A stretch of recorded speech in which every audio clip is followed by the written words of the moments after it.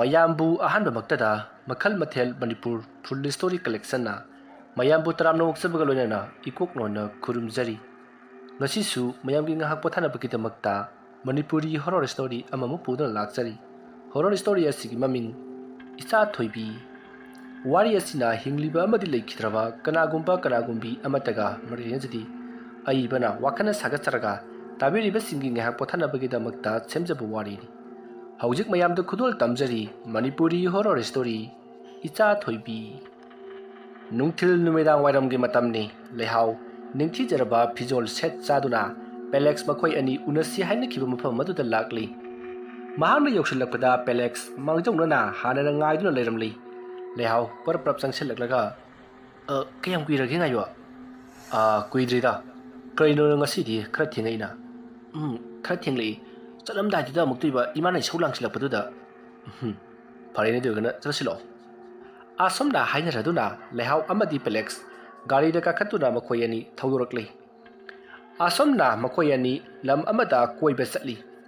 koiba chatlu raga halakpagi lambida numidang wairam oikhibana gari ado yangna thoroi adubu laibak thibana gari adu khudak aduda thau loithokri Tauriba se Pelex na lehau bungasidi magi yumda purage khanduna seliba thaurangni matam adu lehau ti yajadabani mahakna hairi haujikti matam sadri ima amadi babasu yamna kanna nabana maram moiraga yum aduta ma matomtana seba tawdun leiribani maram aduna khajikta ngaikho haiduna Pelex bu khambani adubu Pelex ti asomda mahaki mamana yamna kanna nupi thinana ba takshillakpadagi mahaksu upalektana lehau bu pusanbada matarami Asomna Pelex na thauloi thokre haiba aduta lehau Pelex na tawribani haiba se khangli maramaduna lehau ado gari manung aduta kapli matamadu Pelex na farese ai gari ama kauki haiduna mamanaba ama tawduna gari ama kauri adubu mamanaba aduna makhoigi manak tamna laklingai tanja adudadi numiti pungta ta khrabani masidagidi lehausu upai leitana Pelex ta adumak cheli Pelex ki mayumda lehau bu chensil lakpaduta Pelex ki mama mapana lehau bu yamna pamlamdi maramdi lehau di mahaki imung manung yamna nopi yamna leitalai raba imungi macha masuni haiduna Pelex ki mama mapana suya yaramdi maramaduna Pelex amadi mahaki mama mapaga yamna ukhanaki maramaduna Pelex amadi lehau Pelex ki mama mapana luhongbi de badagi court oina court menes tawduna luhongki masidagi di Pelex amadi lehau gi yumda oina leiduna makoi lehau gi mamaga mapaga ki asonba seba tawduna leikhi matam khara haukri haujikti lehau gi mamaga babaga su akan balaina aduna layengba yaba layengdabasu phaba kawba leitana adumak leikhidri yum aduda lehauri basi lehau amati Pelex makoi ani khatamak naihauri lehau gi ni haibada mahaki Pelex natana kanasu leitre mahaki machimanau amata leiti lehau matomtani aduga mahaki mari matasu amata leiti lehau si atopa mafam amadagi yum honglaktuna leirakhibani maramaduna leikai adu damakhoigi mari mata amata leiti asumna lehau amati Pelex jumban marida khungda minaraduna yamna nungaina sahi anirom lelami matam aduda makhoigi nungsijarabi masanupi amasu phangjari masanupi ado lehauna yamna nungsina Thoibi haiduna kauki Thoibi masak matau ingi yengbade ama nungsiba angang oina tawi makhon mawa nungsiba aduna leikai miyamna mahakpu koitan tanai pamrenabagi damakta maramaduna leihauna pokcharabasu mahake masanupi Thoibi magi manakta ngaihakta phawba leminaba sangjati amanamu pukhini mabuk lamnaba matam khakada mahaki manakta porakpani numidang da mangaire mama macha punna leminariba adusu numidanggi pung 3-9 phawgati porakloidoribani Asomna tawduna Thoibi leikaina yaman nungsiba angang ama oina haurakhi asomna leirakpana haujiki Thoibi pungkak chauri mahak san saduna chatpa khara ngamakli matam maduta Thoibi mahuksaga iman maratapa mawong kaya ma tawba haurakhi mahana kappa matamda numidangi ahingda damak kappa atei matamda kaktaba aduga maram isa sadana ningai tawduna adumak leiba maduda natana mahakna san saduna chatpa matamda Sakhumda changduna thang paiduna hek chanaramba natragana sakhumgi maning thongda thokraga hauriba pambising aduda munna jengba aduga pikliba angang mahakna lambi khangbagum yummatugi akoibada koitha chatuna leramna chingba kaya ama thingrakhi ꯑꯗꯨꯝꯅ ꯇꯧꯔꯛꯄꯗꯨꯗ ꯂꯩꯍꯥꯎ ꯑꯃꯗꯤ ꯄꯦꯂꯦꯛꯁ ꯊꯣꯏꯕꯤꯁꯦ ꯀꯩꯗꯧꯔꯕ ꯖꯥꯠꯅꯣ ꯍꯥꯏꯗꯨꯅ ꯗꯣꯛꯇꯔꯗ ꯌꯥꯝꯅ ꯇꯥꯟꯅꯈꯤ꯫ ꯃꯇꯝ ꯑꯗꯨꯗꯗꯤ ꯗꯣꯛꯇꯔꯅ ꯀꯩꯁꯨ ꯇꯧꯔꯣꯏ, ꯑꯉꯥꯡ ꯑꯣꯏꯔꯤꯕꯅꯤꯅ ꯃꯍꯥꯛꯅ ꯈꯔ ꯆꯠꯄ ꯉꯝꯃꯛꯄ ꯑꯁꯤꯗ ꯀꯣꯏꯆꯠ ꯆꯠꯅꯤꯡꯗꯨꯅ ꯇꯧꯔꯤꯕꯅꯤ, ꯈꯔ ꯁꯦꯟꯅꯕꯤꯌꯨ, ꯏꯁꯤꯡ ꯃꯥꯏꯁꯤꯡꯗꯒ ꯇꯥꯒꯅꯤ ꯍꯥꯏꯗꯨꯅ ꯗꯣꯛꯇꯔꯅ ꯑꯗꯨꯃꯛ ꯇꯥꯛꯄꯤꯔꯛꯏ꯫ ꯑꯁꯨꯝꯅ ꯇꯧꯗꯨꯅ ꯂꯩꯍꯥꯎ ꯑꯃꯗꯤ ꯄꯦꯂꯦꯛꯁꯅ ꯊꯣꯏꯕꯤꯕꯨ ꯄꯤꯛꯂꯤꯕꯒꯤ ꯀꯣꯏꯆꯠ ꯆꯠꯆꯔꯤꯕꯅꯤ ꯈꯟꯗꯨꯅ ꯌꯥꯝꯅ ꯀꯥ ꯍꯦꯟꯅ ꯂꯧꯁꯜꯂꯨꯗꯦ꯫ ꯑꯗꯨꯕꯨ ꯊꯣꯏꯕꯤ ꯍꯧꯖꯤꯛꯇꯤ ꯆꯍꯤ 3 ꯐꯥꯔꯛꯂꯤ꯫ ꯃꯍꯥꯛꯅ ꯆꯍꯤ 3 ꯐꯥꯔꯛꯄ ꯑꯁꯤꯗꯗꯤ ꯉꯍꯥꯟ ꯃꯈꯩ ꯇꯧꯔꯝꯕ ꯑꯗꯨꯗꯒꯤ ꯍꯦꯟꯅ ꯁꯥꯊꯤꯕ ꯀꯌꯥ ꯑꯃ ꯇꯧꯕ ꯍꯧꯔꯛꯂꯤ꯫ ꯅꯨꯃꯤꯠꯇꯣ ꯅꯨꯃꯤꯗꯥꯡ ꯋꯥꯏꯔꯝꯒꯤ ꯃꯇꯝꯅꯤ꯫ ꯊꯣꯏꯕꯤ ꯈꯣꯏꯒꯤ ꯌꯨꯝꯗ ꯍꯦꯛ ꯆꯥꯛ ꯆꯥꯕ ꯂꯥꯛꯄ ꯍꯧꯗꯣꯡ ꯑꯃ ꯃꯍꯥꯛꯀꯤ ꯃꯅꯥꯛꯇ ꯈꯣꯡꯗꯨꯅ ꯂꯩ꯫ ꯃꯇꯝ ꯑꯗꯨꯗ ꯊꯣꯏꯕꯤꯅ ꯍꯧꯗꯣꯡ ꯑꯗꯨꯗ ꯌꯥꯝꯅ ꯃꯨꯟꯅ ꯌꯦꯡꯉꯤ꯫ ꯑꯁꯨꯝꯅ ꯊꯣꯏꯕꯤꯅ ꯃꯨꯟꯅ ꯌꯦꯡꯂꯕꯒꯤ ꯇꯨꯡꯗ ꯍꯧꯗꯣꯡ ꯑꯗꯨꯒꯤ ꯃꯅꯥꯛꯇ ꯄꯔꯞ ꯆꯪꯁꯤꯜꯂꯒ ꯍꯧꯗꯣꯡ ꯑꯗꯨꯕꯨ ꯃꯍꯥꯛꯅ ꯇꯥꯞ ꯄꯥꯏꯈꯠꯂꯤ꯫ ꯍꯧꯗꯣꯡ ꯑꯗꯨꯅ ꯊꯣꯏꯕꯤꯗ ꯌꯦꯡꯗꯨꯅ ꯌꯥꯝꯅ ꯀꯟꯅ ꯈꯣꯡꯂꯤ꯫ ꯑꯁꯨꯝꯅ ꯊꯣꯏꯕꯤꯗ ꯑꯣꯟꯁꯤꯟꯗꯨꯅ ꯍꯧꯗꯣꯡ ꯑꯗꯨꯅ ꯀꯟꯅ ꯈꯣꯡꯂꯤꯉꯩ ꯇꯥꯟꯖꯥ ꯑꯗꯨꯃꯛꯇꯗ ꯊꯣꯏꯕꯤꯅ ꯃꯌꯥ ꯂꯥꯎꯅ ꯀꯥꯊꯣꯛꯇꯨꯅ ꯍꯧꯗꯣꯡ ꯑꯗꯨꯒꯤ ꯃꯈꯧꯔꯤ ꯑꯗꯨꯗ ꯆꯤꯛꯈ꯭ꯔꯤ꯫ ꯑꯁꯨꯝꯅ ꯆꯤꯛꯊꯠꯂꯒ ꯃꯈꯨꯠꯅ ꯌꯥꯝꯅ ꯀꯟꯅ ꯁꯦꯒꯥꯏꯕꯒꯨꯝ ꯆꯤꯡꯊꯠꯄ ꯑꯗꯨꯗ ꯍꯧꯗꯣꯡ ꯑꯗꯨ ꯌꯥꯝꯅ ꯀꯟꯅ ꯂꯥꯎ ꯈꯣꯡꯂꯤ꯫ ꯑꯗꯨꯒ ꯍꯧꯗꯣꯡ ꯑꯗꯨꯁꯨ ꯃꯍꯥꯛꯀꯤ ꯑꯔꯩꯕ ꯄꯥꯡꯒꯜ पुथोꯛꯇꯨꯅ ꯈꯨꯖꯤꯟꯅ ꯈꯣꯠꯂꯤ꯫ ꯑꯁꯨꯝꯅ ꯈꯣꯠꯂꯛꯄꯗ ꯊꯣꯏꯕꯤꯒꯤ ꯃꯃꯥꯏꯗꯨꯁꯨ ꯈꯣꯠꯇꯠꯂꯤ, ꯑꯗꯨꯒ ꯃꯈꯨꯠ ꯑꯗꯨꯁꯨ ꯂꯣꯏꯅꯃꯛ ꯈꯣꯠꯇꯠꯂꯤ꯫ ꯑꯁꯨꯝꯅ ꯊꯣꯏꯕꯤ ꯑꯃꯗꯤ ꯍꯧꯗꯣꯡ ꯑꯗꯨꯅ ꯌꯥꯝꯅ ꯀꯟꯅ ꯈꯟꯅꯔꯤꯉꯩ ꯇꯥꯟꯖꯥ ꯑꯗꯨꯃꯛꯇꯗ ꯏꯃꯨꯡꯗꯒꯤ ꯂꯩꯍꯥꯎꯅ ꯂꯥꯏꯗꯨꯛ ꯊꯥꯃꯩ ꯊꯥꯜꯂꯤꯉꯩ ꯇꯥꯟꯖꯥ ꯑꯗꯨꯗ ꯇꯥꯔꯗꯨꯅ ꯃꯍꯥꯛ ꯄꯔꯞ ꯆꯦꯟꯊꯣꯔꯛꯂꯤ꯫ ꯃꯍꯥꯛꯅ ꯑꯗꯨꯝꯅ ꯆꯦꯟꯊꯣꯔꯛꯄꯗ ꯊꯣꯏꯕꯤꯅ ꯇꯧꯔꯝꯂꯤꯕꯗꯨ ꯎꯕꯗ "ꯀꯩꯗꯧꯔꯒꯦ ꯅꯪꯕꯨ ꯏꯆꯥ ꯊꯣꯏꯕꯤ" ꯍꯥꯏꯗꯨꯅ ꯆꯦꯟꯁꯤꯜꯂꯒ ꯍꯧꯗꯣꯡ ꯑꯗꯨꯕꯨ ꯃꯨꯟꯗꯨꯅ ꯂꯧꯏ꯫ ꯄꯤꯛꯂꯤꯕ ꯑꯣꯏꯕꯅꯤꯅ ꯊꯣꯏꯕꯤꯅ ꯍꯧꯗꯣꯡ ꯑꯗꯨꯒꯤ ꯃꯉꯛꯁꯝꯗ ꯆꯤꯛꯄꯗꯣ ꯆꯩꯅꯥꯗꯤ ꯈꯔ ꯐꯪꯖꯔꯕꯁꯨ ꯁꯦꯒꯥꯏꯕ ꯑꯃꯗꯤ ꯊꯗꯠꯄꯗꯤ ꯉꯝꯗ꯭ꯔꯕ ꯃꯥꯜꯂꯤ꯫ ꯀꯥ ꯍꯦꯟꯅꯗꯤ ꯁꯣꯛꯂꯝꯗ꯭ꯔꯤ꯫ ꯑꯗꯨꯕꯨ ꯍꯧꯗꯣꯡ ꯑꯗꯨꯅ ꯈꯣꯠꯈꯤꯕꯒꯤ ꯊꯣꯏꯕꯤꯗꯤ ꯑꯃꯨꯛꯇꯣꯏꯕ ꯏꯍꯤꯡ ꯅꯥꯍꯤꯡ ꯁꯥꯔꯕꯅꯤ꯫ ꯃꯁꯤꯗꯒꯤꯗꯤ ꯂꯩꯍꯥꯎ ꯃꯍꯥꯛꯅ ꯂꯥꯏꯗꯨꯛ ꯊꯥꯜꯂꯤꯕꯗꯣ ꯂꯣꯏꯁꯤꯟꯗꯕꯤꯗ ꯊꯣꯏꯕꯤꯅ ꯁꯣꯛꯂꯤꯕꯁꯤꯡ ꯑꯗꯨ ꯌꯦꯡꯁꯤꯟꯗꯨꯅ ꯑꯣꯏꯅ ꯂꯩꯈꯤ꯫ ꯃꯇꯝ ꯑꯗꯨꯗ ꯂꯩꯍꯥꯎꯅ ꯊꯣꯏꯕꯤꯗ "ꯀꯔꯤꯒꯤꯗꯃꯛꯇ ꯍꯧꯗꯣꯡꯒ ꯈꯟꯅꯔꯤꯕꯅꯣ? ꯀꯔꯤꯒꯤꯗꯃꯛꯇ ꯍꯧꯗꯣꯡꯗ ꯆꯤꯛꯂꯤꯕꯅꯣ?" ꯍꯥꯏꯗꯨꯅ ꯊꯣꯏꯕꯤꯕꯨ ꯆꯩꯔꯤ꯫ ꯑꯗꯨꯕꯨ ꯊꯣꯏꯕꯤꯗꯤ ꯍꯣꯏ ꯃꯥꯏ ꯑꯃꯠꯇ ꯍꯥꯏꯗꯦ꯫ ꯍꯧꯗꯣꯡ ꯑꯗꯨꯅ ꯂꯥꯎ ꯈꯣꯡꯗꯨꯅ ꯆꯦꯟꯈꯤꯕ ꯃꯥꯏꯀꯩ ꯑꯗꯣꯝꯗ ꯃꯃꯤꯠ ꯈꯥꯅ ꯌꯦꯡꯗꯨꯅ ꯂꯩꯍꯧꯔꯤ꯫ ꯃꯇꯝ ꯑꯗꯨꯗ ꯂꯩꯍꯥꯎꯅ ꯊꯣꯏꯕꯤꯒꯤ ꯃꯃꯥꯏ ꯑꯗꯨꯗ ꯃꯍꯥꯛꯅ ꯍꯤꯗꯥꯛ ꯈꯔ ꯊꯥꯔꯛꯄ ꯑꯗꯨꯗ ꯊꯣꯏꯕꯤꯗꯣ ꯆꯩꯅꯥ ꯐꯥꯎꯔꯛꯄꯒꯨꯝ ꯌꯥꯝꯅ ꯀꯟꯅ ꯀꯞꯄꯛꯏ꯫ ꯑꯗꯨꯝꯅ ꯇꯧꯅꯔꯤꯉꯩ ꯄꯦꯂꯦꯛꯁꯁꯨ ꯍꯧꯖꯤꯛꯇꯤ ꯃꯍꯥꯛꯁꯨ ꯊꯕꯛ ꯂꯣꯏꯗꯨꯅ ꯃꯌꯨꯝꯂꯣꯝꯗ ꯍꯜꯂꯛꯂꯤ꯫ ꯃꯌꯨꯝ ꯍꯜꯂꯛꯄꯗ ꯊꯣꯏꯕꯤꯅ ꯀꯞꯄꯗꯣ ꯇꯥꯕꯗ ꯃꯍꯥꯛ ꯌꯥꯝꯅ ꯊꯨꯅ ꯆꯦꯟꯁꯤꯜꯂꯛꯏ, ꯑꯗꯨꯒ "ꯀꯩꯗꯧꯔꯕꯒꯦ?" ꯍꯥꯏꯗꯨꯅ ꯍꯪꯉꯤ꯫ ꯃꯇꯝ ꯑꯗꯨꯗ ꯂꯩꯍꯥꯎꯅ "ꯍꯧꯗꯣꯡꯒ ꯈꯠꯅꯔꯝꯂꯤꯕꯅꯤ ꯌꯦꯡꯉꯨ, ꯃꯃꯥꯏ ꯄꯨꯝꯅꯃꯛ ꯂꯣꯏꯅ ꯈꯣꯠꯇꯠꯂꯦ" ꯍꯥꯏꯗꯨꯅ ꯌꯦꯡꯍꯜꯂꯤ꯫ ꯃꯗꯨꯗ ꯄꯦꯂꯦꯛꯁꯅ "ꯏꯆꯥ ꯊꯣꯏꯕꯤ, ꯅꯪꯗꯤ ꯀꯩꯗꯧꯕꯒꯤ ꯍꯧꯗꯣꯡ ꯑꯗꯨ ꯈꯟꯅꯔꯤꯕ꯭ꯔꯥ? ꯁꯤꯂꯣꯏ ꯈꯣꯠꯇꯠꯂꯦꯗꯅ ꯁꯥꯏ꯫ ꯍꯥꯏ, ꯗꯣꯛꯇꯔꯗ ꯆꯠꯁꯤ꯫ ꯍꯤꯗꯥꯛ ꯂꯥꯡꯊꯛ ꯈꯔ ꯀꯥꯞꯊꯣꯛꯅꯕ ꯇꯧ꯫ ꯍꯨꯏꯅ ꯍꯧꯗꯣꯡꯅ ꯈꯣꯠꯄꯁꯦ ꯌꯥꯝꯅ ꯁꯥꯊꯤꯕꯅꯤꯀꯣ." ꯄꯦꯂꯦꯛꯁꯀꯤ ꯋꯥꯐꯝ ꯑꯗꯨ ꯇꯥꯕꯗ ꯊꯣꯏꯕꯤ ꯃꯄꯥꯗ ꯌꯥꯝꯅ ꯁꯥꯎꯅ ꯌꯦꯡꯂꯛꯏ꯫ ꯑꯗꯨꯗꯨꯒ ꯃꯍꯥꯛ ꯀꯔꯤ ꯑꯃꯠꯇ ꯍꯥꯏꯗꯅ ꯐꯃꯨꯡꯂꯣꯝꯗ ꯑꯗꯨꯃꯛ ꯆꯪꯈ꯭ꯔꯤ꯫ ꯃꯇꯝ ꯑꯗꯨꯗ ꯂꯩꯍꯥꯎꯅ "ꯍꯤꯗꯥꯛ ꯍꯥꯞꯄ ꯂꯣꯏꯗ꯭ꯔꯤ, ꯀꯔꯤꯒꯤꯗꯃꯛꯇ ꯆꯠꯂꯤꯕꯅꯣ?" ꯍꯥꯏꯗꯨꯅ ꯇꯥꯟꯅꯗꯨꯅ ꯐꯥꯏ꯫ ꯑꯗꯨꯕꯨ ꯃꯥꯅ ꯉꯝꯗꯨꯅ ꯑꯗꯨꯃꯛ ꯐꯃꯨꯡꯂꯣꯝꯗ ꯆꯠꯈ꯭ꯔꯤ꯫ ꯂꯨꯅ ꯆꯥꯟꯅ ꯇꯧꯃꯟꯈꯤꯕꯅ ꯍꯧꯖꯤꯛꯇꯤ ꯊꯣꯏꯕꯤ ꯑꯁꯦ ꯌꯥꯝꯅ ꯀꯤꯌꯦꯕ ꯑꯃꯗꯤ ꯉꯍꯥꯟ ꯃꯈꯩꯒ ꯃꯥꯟꯅꯗꯕ ꯃꯑꯣꯡ ꯇꯧꯔꯤꯕꯅꯤ ꯍꯥꯏꯗꯨꯅ ꯄꯦꯂꯦꯛꯁꯅ ꯂꯩꯍꯥꯎꯗ ꯆꯩꯔꯤ꯫ ꯃꯇꯝ ꯑꯗꯨꯗ ꯂꯩꯍꯥꯎꯅ "ꯑꯩ ꯀꯔꯤꯁꯨ ꯀꯥ ꯍꯦꯟꯅ ꯂꯨꯅ ꯇꯧꯗꯦ" ꯍꯥꯏꯗꯨꯅ ꯃꯕꯥꯅꯤ ꯑꯃꯨꯛ ꯈꯟꯅꯔꯤ꯫ ꯑꯁꯨꯝꯅ ꯇꯧꯗꯨꯅ ꯍꯧꯖꯤꯛꯇꯤ ꯅꯨꯃꯤꯗꯥꯡ ꯑꯗꯨꯃ ꯍꯧꯖꯤꯟꯈ꯭ꯔꯤ꯫ ꯑꯍꯤꯡꯒꯤ ꯃꯇꯝ ꯑꯣꯏꯁꯜꯂꯛꯂꯤ꯫ ꯃꯇꯝ ꯑꯗꯨꯗ ꯊꯣꯏꯕꯤ ꯇꯨꯝꯂꯝꯕꯗꯒꯤ ꯃꯃꯤꯠ ꯑꯗꯣ ꯈꯪꯄꯥꯡ ꯄꯥꯡꯉꯤ꯫ ꯃꯍꯥꯛꯅ ꯃꯤꯀꯞ ꯊꯣꯔꯛꯄꯗ ꯃꯃꯥꯒ ꯃꯄꯥꯒꯗꯤ ꯌꯥꯝꯅ ꯅꯨꯡꯉꯥꯏꯅ ꯇꯨꯝꯗꯨꯅ ꯂꯩꯔꯝꯃꯤ꯫ ꯃꯁꯤꯗꯒꯤꯗꯤ ꯊꯣꯏꯕꯤꯗꯣ ꯐꯃꯨꯡꯗꯒꯤ ꯇꯞꯅ ꯍꯧꯒꯠꯂꯛꯂꯒ ꯀꯥꯡꯊꯣꯟꯗꯒꯤ ꯀꯨꯝꯊꯔꯒ ꯄꯔꯞ ꯊꯣꯛꯈꯤ꯫ ꯑꯁꯨꯝꯅ ꯊꯣꯏꯕꯤꯅ ꯐꯃꯨꯡꯗꯒꯤ ꯀꯨꯝꯊꯔꯒ ꯊꯣꯛꯈꯤꯕꯗꯣ ꯄꯦꯂꯦꯛꯁ ꯃꯁꯥꯗ ꯁꯥꯎꯍꯨꯝ ꯐꯪꯕꯗꯒꯤ ꯃꯍꯥꯛꯁꯨ ꯃꯤꯀꯞ ꯊꯣꯔꯛꯂꯤ꯫ ꯃꯍꯥꯛꯅ ꯃꯤꯀꯞ ꯊꯣꯔꯛꯄꯗꯗꯤ ꯃꯈꯣꯏ ꯑꯅꯤꯒꯤ ꯃꯅꯥꯛꯇ, ꯍꯥꯏꯕꯗꯤ ꯂꯩꯍꯥꯎ ꯑꯃꯗꯤ ꯃꯈꯣꯏ ꯑꯅꯤꯒꯤ ꯃꯅꯥꯛꯇ ꯊꯣꯏꯕꯤꯗꯣ ꯂꯩꯔꯝꯗ꯭ꯔꯤ꯫ ꯊꯣꯏꯕꯤ ꯂꯩꯔꯝꯗꯕ ꯑꯗꯨꯗ ꯄꯦꯂꯦꯛꯁꯅ "ꯀꯗꯥꯏꯗ ꯑꯃꯨꯛ ꯆꯠꯈ꯭ꯔꯕꯖꯥꯠꯅꯣ ꯃꯁꯤꯒꯤ ꯑꯉꯥꯡꯁꯤꯅ? ꯍꯥꯏ, ꯂꯩꯍꯥꯎ, ꯑꯉꯥꯡ ꯂꯩꯇꯦꯅꯦꯍꯦ." ꯑꯁꯨꯝꯅ ꯃꯁꯥ ꯅꯣꯝꯗꯨꯅ ꯍꯥꯏꯗꯣꯔꯛꯄꯗꯨꯗ ꯂꯩꯍꯥꯎꯁꯨ ꯃꯤꯀꯞ ꯊꯣꯔꯛꯂꯤ꯫ ꯃꯇꯝ ꯑꯗꯨꯗ ꯄꯦꯂꯦꯛꯁꯅ ꯂꯩꯍꯥꯎꯗ ꯑꯉꯥꯡ ꯂꯩꯔꯝꯗ꯭ꯔꯦ ꯍꯥꯏꯕ ꯑꯗꯨꯗ ꯂꯩꯍꯥꯎꯁꯨ ꯏꯄꯥ ꯄꯥꯈꯠꯅ ꯊꯣꯏꯕꯤꯕꯨ ꯀꯧꯗꯨꯅ ꯊꯤꯔꯛꯂꯤ꯫ ꯁꯣꯝꯗꯅ ꯊꯣꯏꯕꯤ ꯆꯥꯛꯈꯨꯝꯂꯣꯝꯗ ꯑꯁꯨꯝ ꯂꯥꯛꯂꯒ ꯊꯥꯡ ꯁꯣꯔꯤ ꯑꯗꯨ ꯄꯥꯏꯗꯨꯅ ꯃꯅꯤꯡꯂꯣꯝꯗ ꯊꯣꯛꯂꯒ ꯀꯔꯤꯅꯣ ꯑꯃꯗ ꯌꯥꯝꯅ ꯀꯟꯅ ꯌꯥꯜꯂꯤ꯫ ꯃꯇꯝ ꯑꯗꯨꯗ ꯂꯩꯍꯥꯎ ꯑꯃꯗꯤ ꯄꯦꯂꯦꯛꯁꯅ ꯊꯣꯏꯕꯤꯕꯨ ꯀꯧꯗꯨꯅ ꯊꯤꯔꯛꯄꯗ ꯌꯨꯝ ꯑꯗꯨꯒꯤ ꯃꯅꯤꯡꯂꯣꯝꯗ ꯀꯔꯤꯒꯨꯝꯕ ꯑꯃꯗ ꯊꯥꯡꯅ ꯀꯣꯛ ꯌꯥꯟꯕꯒꯤ ꯃꯈꯣꯜ ꯇꯥꯔꯛꯄ ꯑꯗꯨꯗ ꯃꯅꯤꯡꯂꯣꯝꯗ ꯄꯦꯂꯦꯛꯁ ꯑꯃꯗꯤ ꯂꯩꯍꯥꯎ ꯆꯤꯜꯂꯛꯇꯨꯅ ꯌꯦꯡꯂꯛꯏ꯫ ꯑꯁꯨꯝꯅ ꯌꯦꯡꯂꯛꯄꯗ ꯑꯉꯛꯄ ꯑꯃ ꯊꯦꯡꯅꯔꯤ꯫ ꯊꯣꯏꯕꯤꯗꯣ ꯃꯅꯤꯡ ꯑꯗꯨꯗ ꯂꯩꯔꯤꯕ ꯆꯐꯨ ꯇꯨꯝꯕꯥ ꯑꯉꯥꯡꯕ ꯑꯃꯗ ꯊꯥꯡ ꯑꯗꯨꯅ ꯀꯣꯛ ꯌꯥꯟꯗꯨꯅ ꯂꯩꯔꯝꯂꯤ꯫ ꯃꯗꯨ ꯎꯕꯗ ꯄꯦꯂꯦꯛꯁ ꯑꯃꯗꯤ ꯂꯩꯍꯥꯎ ꯈꯪꯄ꯭ꯔꯦꯛ ꯈꯪꯉꯤ꯫ ꯑꯗꯨꯒ ꯃꯈꯣꯏ ꯑꯅꯤ ꯊꯣꯏꯕꯤꯒꯤ ꯃꯅꯥꯛꯇ ꯀꯧꯔꯗꯨꯅ ꯆꯪꯁꯤꯜꯂꯤ꯫ Matam aduda Thoibi do makhoi anida khangyeng yenglai asomna phat leithokduna yenglakpaduda lehaudi buaima haiduna khangi Pelex na hai Thoibi kayo nang toribadubo ha se thangki thadukse asomna hairaga Pelex na Thoibi gi thanga do munana bo honai adubu Thoibi di thadokanu haiduna ngangduna mapabungda yam sauri matam aduda Pelex na thanga se thadok u haiduna namtuna thadok khali aduga raiko masigi sa phujina kadaidagi ha mama nang ku sa phusibu khangro ai di khangdi apa baca phudi waram loi hai icha Thoibi nang masi kadaidagi lawribano masigi sa phusibu kadaidagi lawribano ba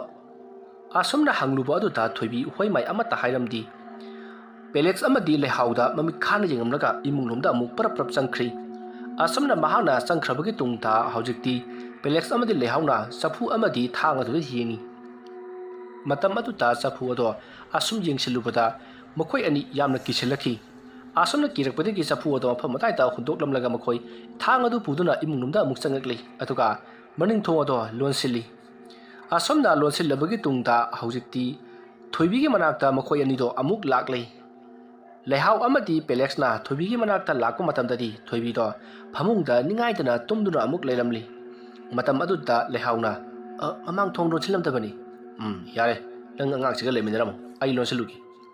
asomna haraga Pelex parap laktuna mamang thongodo lonsili asomna mahana mamang thongodo hek lonsin khibaga Pelex na ai haiduna lauki adumna khanglaw lawbo to lehauna kaido birabage haiduna lawrakhi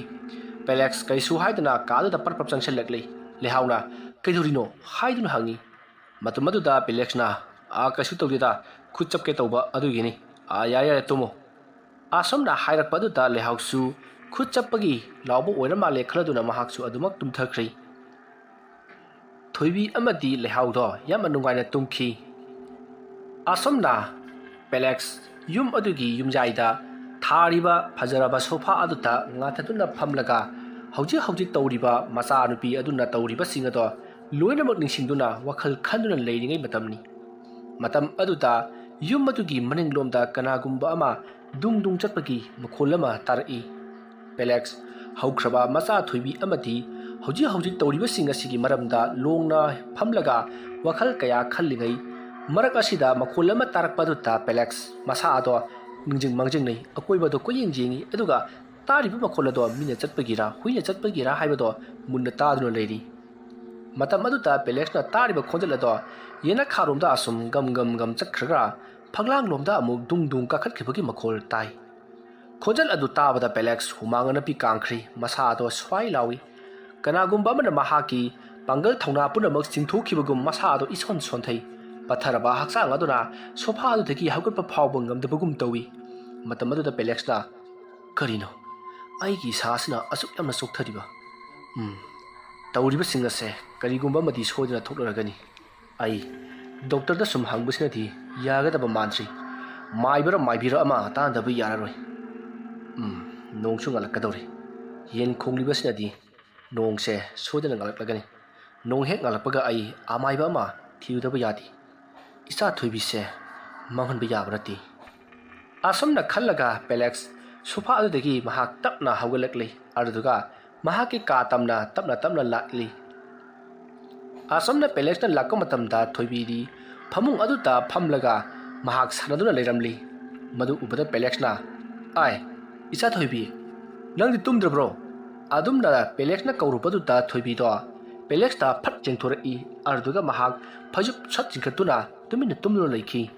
Pelex Thoibi se ngahan makai ga manadaba karigumba ama handak khanghen henjalai karigumba khara tawre haibaste mahakna khangli masaidagi di Pelex wa makha amuk tarudri Thoibi da munna yenglaga mahaksu phamungda kakhatuna masanupi bu kondura tummi asomna Pelex na masanupi da kadaida soikhigedagi kadaida chakkhigedagi khaluduna sinajaduna konchimbiba aduta Thoibi yamna sauna Pelex da jenglai aduga ngangduna aingonda kolakanu haiduna makhut ado kanthoi matam aduda Pelex na ai kaidobi koludoribano nang ngamu hagula chakhrabadi asomna hairubaduda Thoibi wa makha amuk tarudrei tumina amuk lei mapa masana ngangnaribadu tarabara karino lehausu mikap thorakle aduga kaidorabage haiduna hanglai matam aduda Pelex na karsu tawdi tumo nongsu ngangadorabani asumna hairaga Pelexna lehaubu themjeli aduga Thoibibuna kanna konsili asumna tawduna haujikti nonga phum torokli nonga phum torokpa adwaita Pelex tumningman khaduna mahagado tumtharura mali mahakna hek tumthabaga mahaki tungi sarukada haibadi Thoibida onsenduna hipliba magi mamai adugi lukhamlomda kanagumba ama liplaga leibado Pelexna sahum phangki matam aduda Pelexna mamai ado tungda sat laithokuna jenglubadadi Thoibido masamana ipa pharaga mamai aduna musin muraga mamit aduna langtrik langna panglaga uwang wangna leplamba adu urubada Pelex khangprek khangi asumna mahana khangprek khanglaga mikap khangthok tholakpada nonga dro leramlei aduga mahaki manakta magi machanopi Thoibi amadi lehausu leramdrei Pelex thimthadrei phuk awatuna mahak yum adugi akoibada koichat chatuna leiri matam aduda Pelexna ngarang natabrane swaida chapu ma lehobadu isa Thoibina thanga mo paragi jalambadu swaidani da asomna khallaga Pelexna koithi thirakpada chapu ado sufang phangdrei masidagi di Pelex parap lehaugi managa laktuna ai nang mungara numidang icha Thoibina thana kokok jalamba chapu angangudu nangbu hundokhibro asomna hangdubadu da lehauna aisu ngasaidagi thiramlibani phangdi wafam aduda Pelex oh fare ado achanu pidi haujikta mamanabi khara laktana kaino khara wari sanakibani amuk sanaba chelamrani phai aine amaiba ama tanarugi adugane icha Thoibida tawribase karino haibada amuktang yengthohansi masi ngahan makai ga iman manadri ai khoinabadi doctor ta tanari doctor na mahaki si koki laina ama leibadagi ni budi hai adubu ngara ngahingsi aine karino mataine ha karino harisibo kari taribano hai nangna taradi kirani to as amta hairoba ngarang thongno samadana adukana lauribaduna karigi adu sutangdribra aina thongno sange haidra thongdo he pona pansinbaga thongdu da dang thilakpagi wanisi aduni seina khangna laurido adagi aisi namana sa sumlamlabagi tungta sofa da phamlaga isi leibani aina sofa da phamlaga leiningai matam maduta yena kha asida dung kana gumba ma chatle hairaga madagi phaglang sida amuk dung kakhat khibagi wanida marodagi aisi swai laudana namana sagena nakta changchin ge haidno tawi adubu isa asi kana gumba amana namsillaga thambagum lingotpa ngamkhidabaki wani adubu tatmatamna farakpadagi namana sagena nakta ai changthilakibani aduna ne amaiba ama kauraga amuktang yengansiko ai amaiba ama kaurukige asomna haramlaga Pelex mafi maro losilladuna amaiba ama corona bagidamakta mahak thulakhi asomna Pelexna thongalomda parap thulakpada mahake machanupi Thoibido manabi kharaga mokhoigi yumlomda lakli lambida thingnabadda Thoibina mapabungda krai chake hariba nupabung haiduna hanglei maruda Pelexna ai thabak chalibani yumna thijan lermuko imaga adumna haramlaga Pelex amaiba unaba adumak chatkri asumna Pelex asum lakpana mahana unage khaliba amaiba adugi mayum jorokle matam aduda Pelexna amaiba adugi sumangdomda sangsillaklaga amaiba adubu hanjin kawi asumna kauruba aduta amaiba do thorakle matam aduda amaiba aduna ibungo kari tanase haiba kana hangbuno nangbo oza ai oza ga unaba lakcharibani kakalo mangolda phamlaga wari sanasi asumna haiduna Pelex pu mangolda kaukhalli matam aduda amaiba aduna hayo kaidoraba oza aigi ichanupi chahi ahum khara henba malai hairibe ichanupi si amuk toiba kuirabani mana kaino mai tau troklibasi pisak pilingaidagini adubu handakna ihen henjinbagum tawi masibu kamdawriba jano haibado wazada amtang tanajagi haidon lakcharibani pisak pilingaidagi tawri hairibasibu ibungo atop maibagati tanakrabro oza atopa maibadi tanajati doctor wena sum tanajabani doctor nadi kari hairiba oza doctor na haibabu kashu tawroi ko ki oiba anaba ma leibagini sida lakthak singsi changlaina charabadi sodana pharakani haidana hidak charaga thum thambani adubu oza ifat phatti hena henjalapagum tawino za anaba masado yoroklabadi hek phagadaba fare ibungo gine minglai phamdu khara hairamlo ai nangi yumda laklage aduduga yum madugi maramda sukha yengthokke aine sum nangi Maithong da sum yenga matamda nahaksi tinmu laimu amana yet pagum tawine saumga ka phangbro hoi oja saum haigadra ngarang ahin nungalam dai do madai da dung dung yamna chatli ne oja ai khange ai laklaga yenglasi yado polam cheram khadi langsiko ai chejet asida ige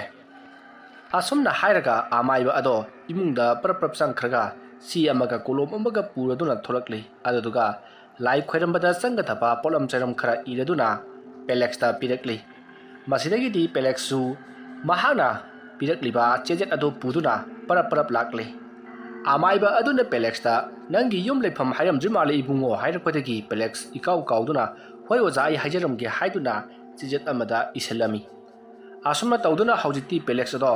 amaiba aduga wari watai sanarabagi tungda mayum lomda halakli mahana mayum yorokpada thongal hauri Thoibi amadi lehau launaribadu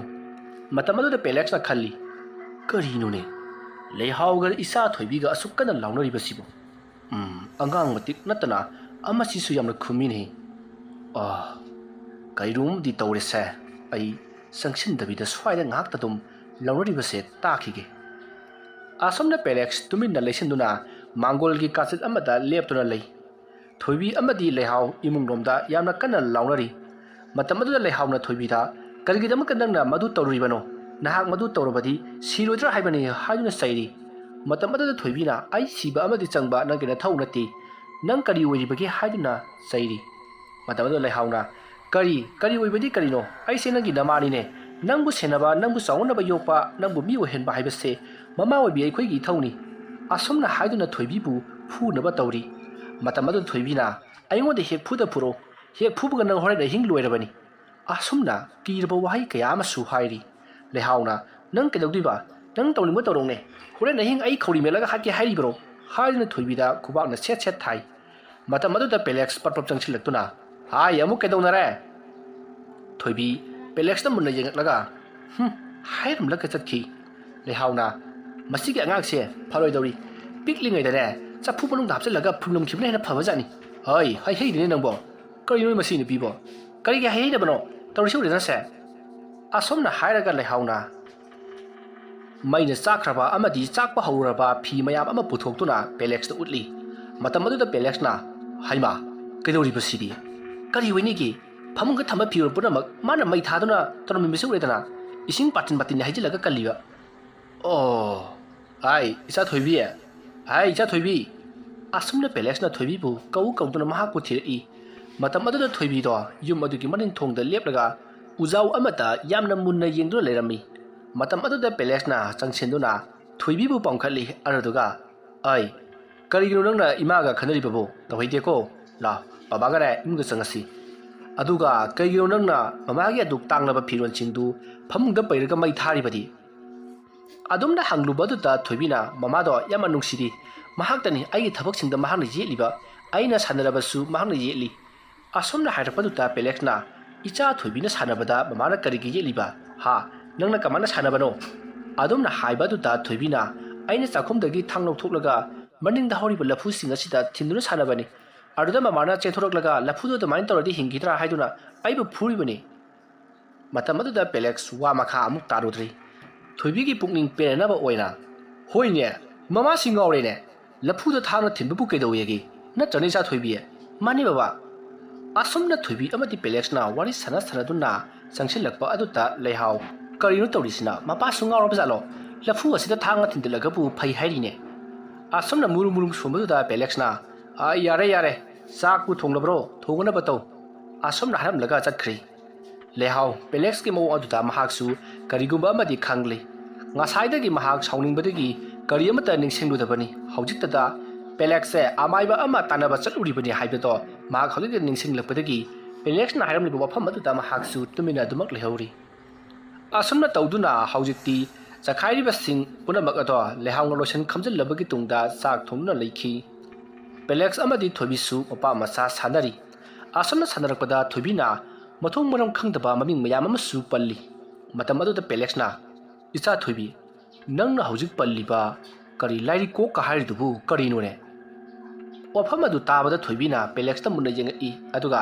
Pabungdi khangloyi aidungna khangmani haiduna mahakti adumak makhatana sanari. Pelex akoibaduda koyeng jengi aduga Thoibina paliba migi mamingsing natragana laigi mamingsing ado karaida leibajano haiduna kolei legno jengi adubu kanamtadi udi. Masidagidi Thoibina sanaposing ado paiduna sanaba matamda Marakta leiriba piktak tauba Teddy aduta munna jenglaga Nangi tumina leiriba karigino Nang sukuto si thamo Asomna hairubada Pelex Teddy aduta munna yengi Kari torokadoribano khaladuna Tanza adumakata Thoibina Teddy aduta sida thamo haiduna hanna hairakpaduta Teddy adugi makut ado Satin turokduna Thoibina thamo hariba mafam aduta bom tusalai Aduma torokpaduta Pelex kamprek khangaduna mahak mafam adutagi songkhatli Thoibidi mapagi matau aduda hauna nokli masidagidi Pelex na no se nangi laidi bije mafam jana thamkhro thawai palabra kenom tawre asomna Pelex kirabasu pungning phatharaga machanupi Thoibigi manakta amuk changsenduna phammi mabukningda khalli tawriba singa sa horen amaiba hek lakpaga nang nungai ni haiduna khallibani Asomna tauduna Thoibi amati Pelex thanaduna leiringai haujikti chak loire haiduna lehauna pau pirakli matamadu da Pelex na nangi chak lobeduni ne ngasaidagi ngairi base nasa nupi na maro lama lai tongone hai lao asomna lehauda hairam laga Thoibi bu pamduna chakumda pusalakli Thoibi na ai bu pamgano ai makhoi ka punna lakki hairi wafamadu da Pelex na makhoi su maraya laksani chatpa ngamba ngaktani asomna hairapadu da Thoibi na chatpa ngamoye makhoi di Asomna khumlapadu Pelex na hai ngamdragana marai paiga lakseni keno laina bo Thoibi mapa bonge wai aduda wa makha amuk tarodri munna haipetang jeng I masidagi Thoibi na makhut khatuna tunglomda kanagumba amabu kauki asomna koromlabagi tungta Pelex na chatpadu ta mahakso adumak jawri lehau Pelex amadi Thoibi na sanari pa wari aduta inga ngai adubu mahak wafaidi pirudri asomna tauduna haujiti lehau Pelex amadi Thoibi Mukoi punna chak chaminari Asamna sakcha toklabagi tungta Thoibi di tumning le haiduna phamungda changsenduna adumak tungkri Thoibi na tumkhiba aduta Pelex ni hektai ngasaidagi masanupi Thoibi bu koisen senabada mahak warabani matamaduda mahakna lehawgi manakta laktuna yumgi sagum sagai amadi pukham kolik wairam sengjaliba mahaki nupida yengna yumgi thabak su honaba nacha nupi Thoibi bu su senaba othok no waram gani da konangse Haima, kadamdagi do mo question biroiduna haira thabak chathoe nangna torongado budo wadu khallubegi wanida ngasi no matang aina mabu senaba sida isasi puhi hik thare wabna sulore ne ado mai budu bu unabirak labro hai angang tani ne tumina ngangore nangbo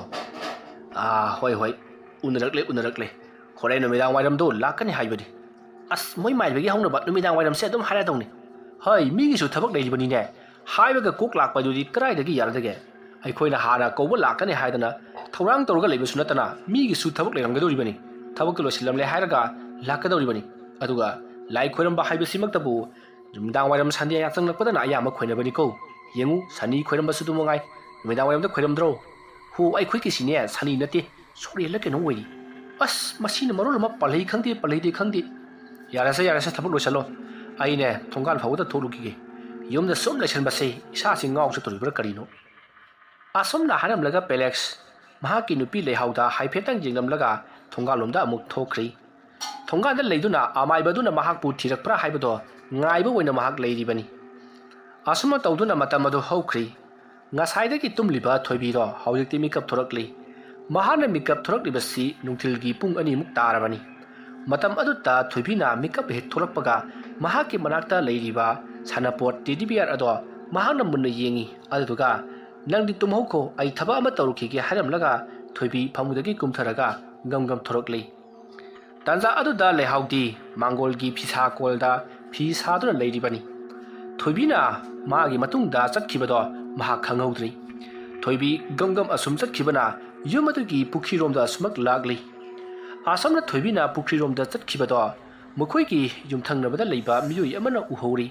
Madu Ubada Mahakti Yamna Nokli Adaga Matamo the Kanjari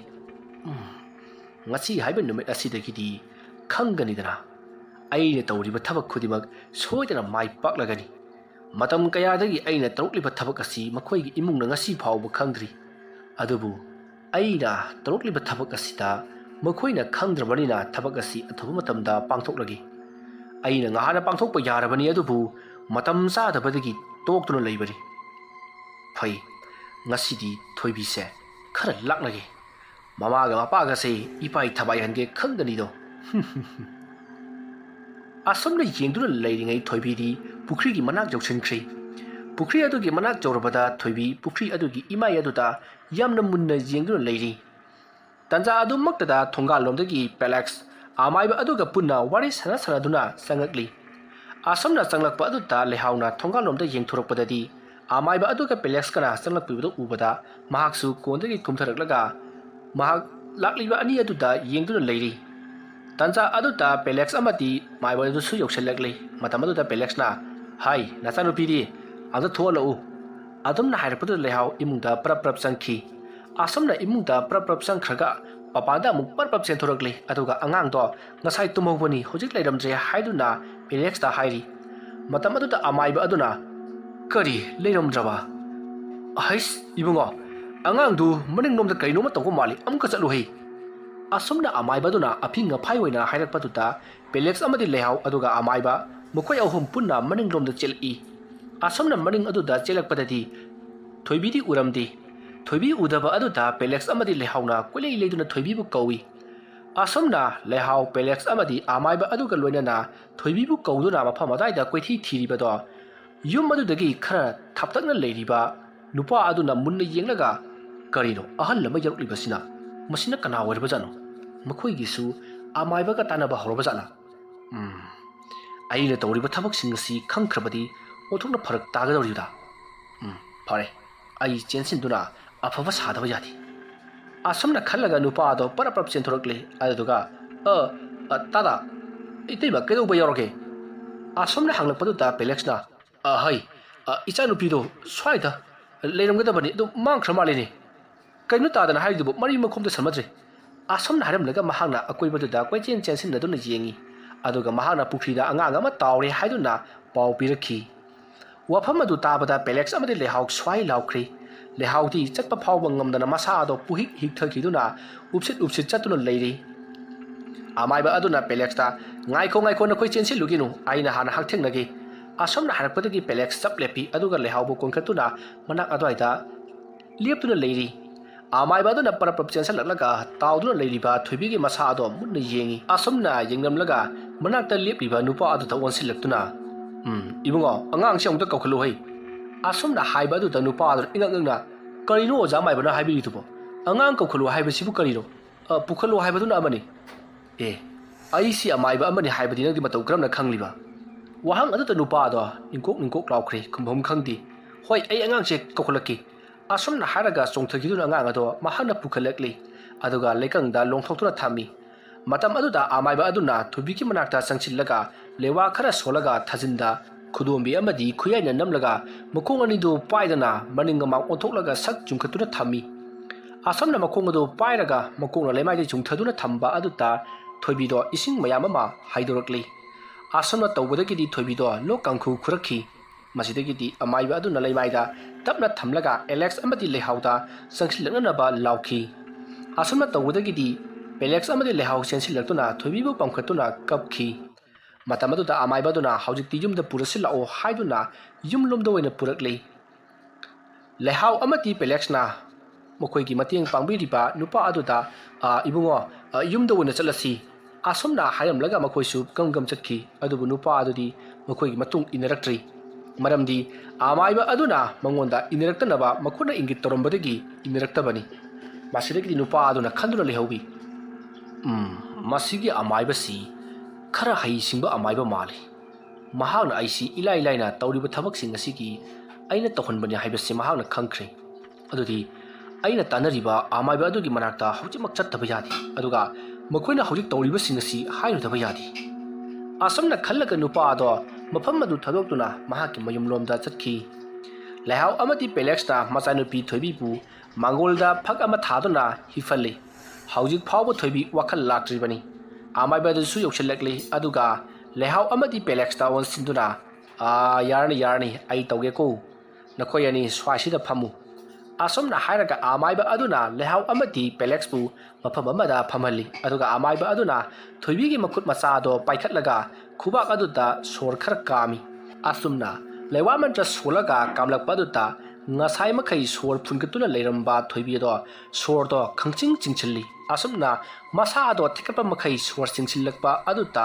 amaiba aduna thabakta nanthabiduna fare asomna hairaga na tharakpaduta Thoibi do mamit tapna pangthorakli aduga amaiba aduda munna yenglai mahakna adumna amaiba aduda yenglakpa aduda amaiba aduna kaidore ha kariginone nang naigoda duk munna yenglibadubo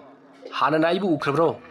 adumna hangbaduta Thoibi wa amuk hairudri mamaya do laithoktura amuk laikhi masidegi di mahak phamgat ke haduna tawi maduda amaiba aduna yade se Ningthi na hipu pupu ne wa haige ngai ko nangbu kari chaning bagi ne adumna hanglak paduta Thoibi na amai baduda phat chengthore I aduga karigino nangna do hangi bidubo asomna hairam laga phuk hokatuna imlomda gam jangki Pelex amadi lehauna anga do phage haduna tawi aduda amai baduna yare farano ai khangle asomna hairak paduta Pelex na adu oza hojik kam do butabno mangonda kanagumba amagi posem laikri hariba posem ase isam chamba posem ama nati anga woringai da hingthat thattuna harpa yakhrabani adubu mahana sahi manga surakpa ngaiduna leiri karigino jamai ba adudi mahana sahi manga surakpada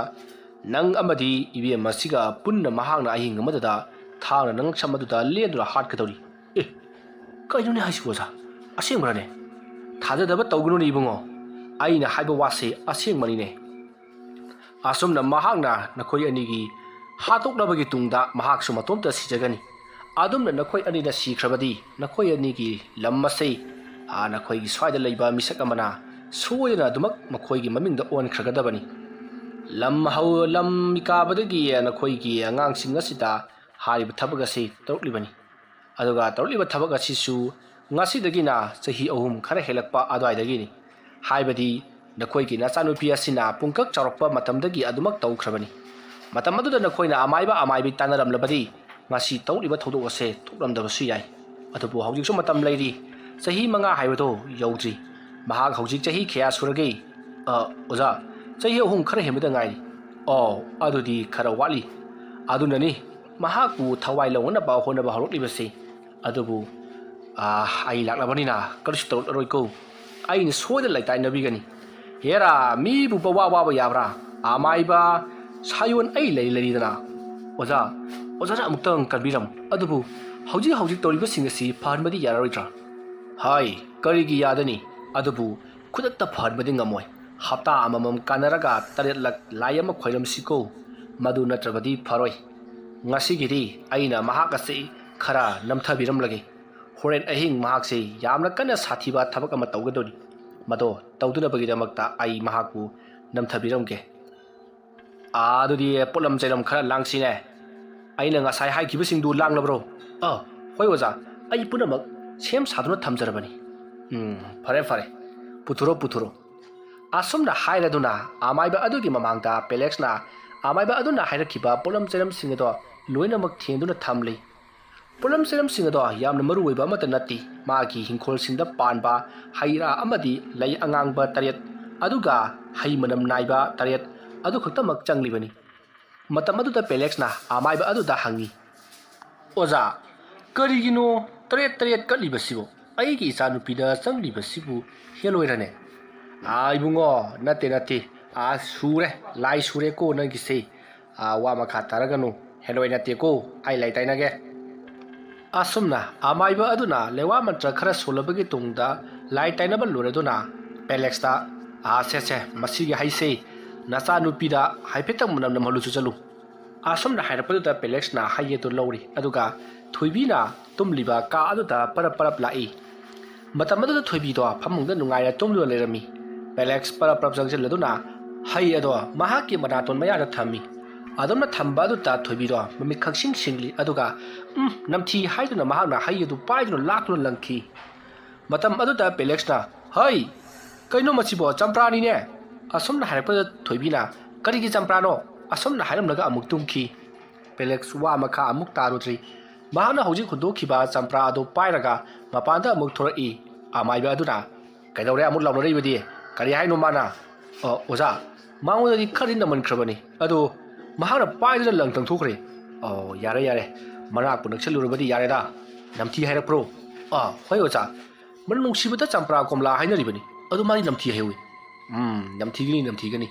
maduna ne hayeng nungsire hairakpa matamduda mahaki anaba phagadoribani ko fare ado ai ngasi gidi chalage hapta ama phabada amuk lakke ko hoi oza ado yambadi nati sikhara paibi ko yare da ado hapta phadringai matamda hayeng se hangsit se hapta phabani oza haidina amutang ningsengdara law hek kawkhine bako mayam gi thabak tobani na hoi oza ai lakjage fare ado dei chale ko asomna hairamlaga amaiba do adumak chakri Pelex amadi lehau amaiba aduna chakribaduda yengaduna lehori asomna matam mado haukri numit adugi numida wayam mosilakpada thoibi ngasaidagi tumlambado mamit khangpang pangthorakli mahadam mamit pangthorakpada mahaki manakta magi mapabung amadi mamana lipno leramli matam aduda thoibina karino aingoda dumuna yengni badubo kaisu tawdeda nangbu pharabro thare asomna haramlaga thoibi phamudagi kumtharaga sakhinaba tawi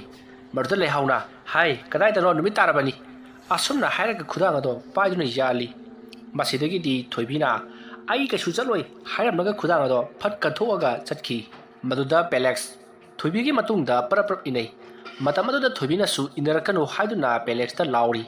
masidagi di lehau amadi Pelex inaru chei laptakna machanupina chatlibato yengduna lei masidagi thobi maningdomda parap asum chakhi lehau amadi Pelex su matungda sum inarakli matam aduta thoibi di mapan thokpu oiduna leramli madu ubada lehau amadi Pelex ise madi mapan thokpu oiram maledana asomna khallaga lehau amadi Pelex makoina khalluriba aduga thoibina trokliba aduga onaramba aduta mabani yengaduna noi masidagi di Pelex amadi lehau ngahak adaida leirabagi tungda thoibina lakpa aduta makoisu adumak imungdomda sangkhri matam aduta Pelex na hais kayo hojikidudi asomna hairaga thoibigi matunglomda satlong jengi adubu hojik mahangna haifet uhauba thoibigi matungda inaduna lakhiba musin muba wangring wangba masam ipha phaba nupigi mawong manba mureina ba do leiramdrei matam aduta Pelex ta numidang wara mosilakpa sida marum taba oira male khaladuna mak thoina hena khanjaludrei adubu tingnabadi khara phauki asomna tawduna thoibi do yumlomda asumak changlaga phamungda amuk tungkhri matam aduda lehauna mahagi bapureipa Pelex ta ngasai amaiba aduda pirakpa champra do manam namhallubudagi thoibi se pangtumda tungkhre haiduna tammi matam aduda Pelex na tumjasanu mahana asomna tumna leirabadi mahana hek tawribado karimna tarokloiduruni haiduna wari sanari asomna tawduna hojikti matam adu haukhri numidangi matam moisalakli lehau amadi Pelex makoi yum aduda leiduna chaising sanaba sem sari matam aduda thoibisu chak chanaba haudu adubu chak chaba phauba haugalu haba yadaba makai thoibido adumak tumnu leiri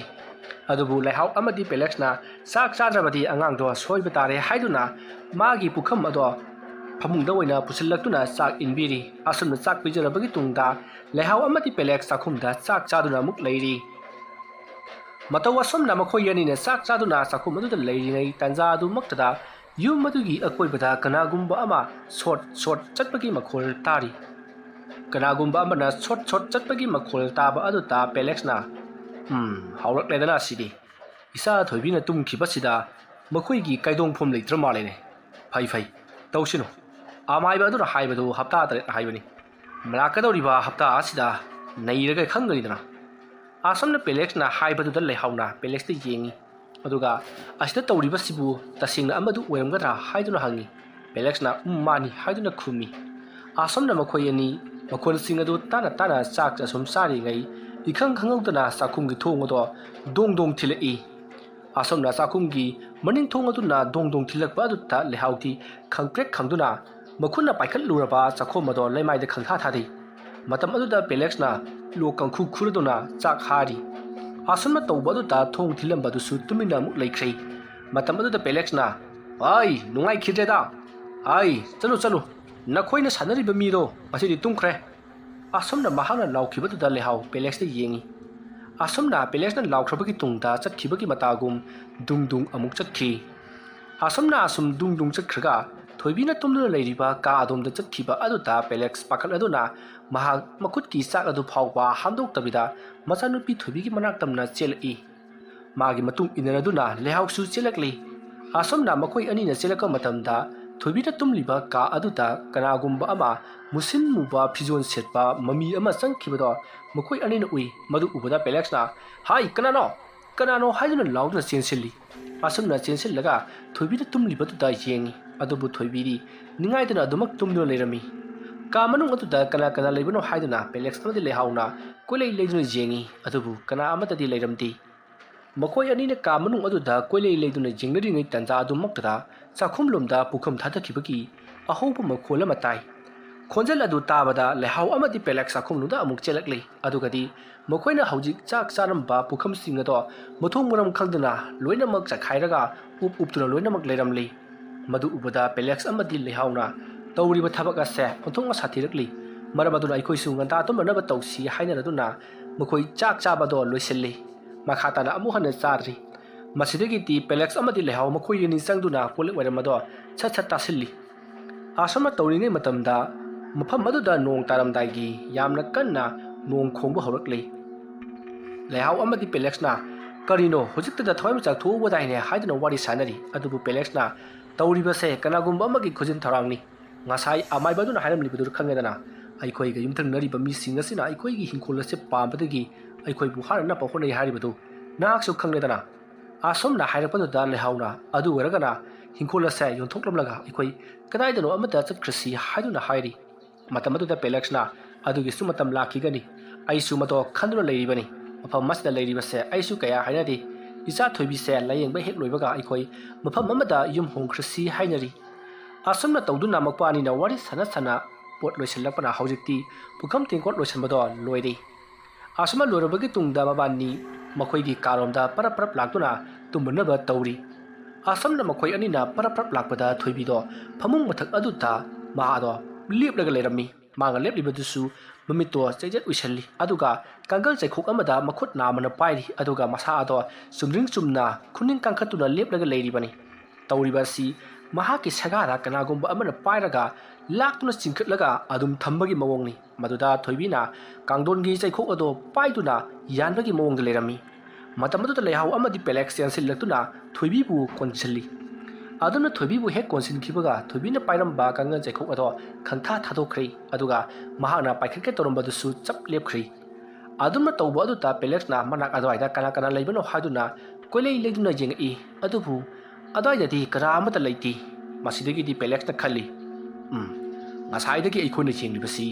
ka asigi naimai kai mari aduga thong masitani